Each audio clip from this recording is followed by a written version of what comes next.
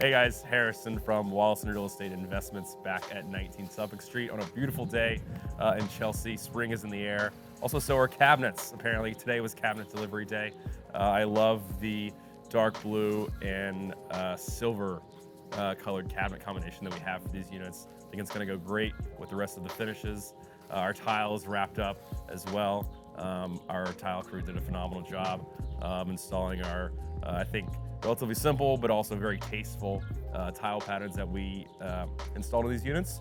So cabinets will be beginning installed next week, and excited to see this come together and the rest of these units as we get ready for closing in July. So 2 of the 3 units are under agreement, as I believe we've updated you on before, but those are scheduled currently for a July closing, which we're right on timeline to hit.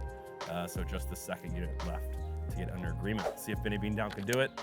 Check it in a couple weeks. We'll have our cabinets in. Thanks.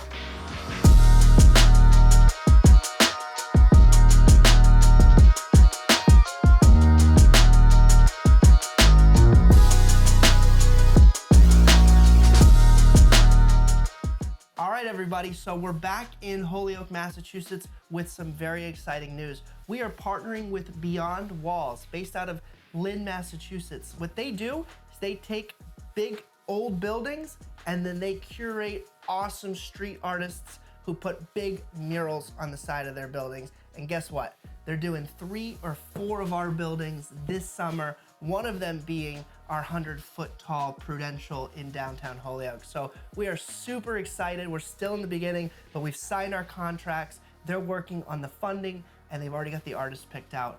I can't tell you who it is yet because I don't know who it is yet, but super exciting stuff. We are selling 464 Central at the end of this month, as well as 74 Birch Street. Those are 2 of our smaller real estate projects. So with us getting those buildings off of our balance sheet, that'll actually increase our strength position for our commercial refinances that we're working on, out in Western Massachusetts. We're about to get 859 and 861 Main Street across the finish line.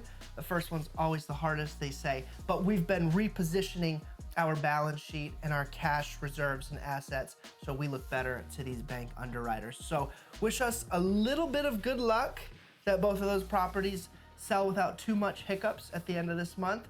But that is an update on what's going on in the Wollaston family. Please like, comment.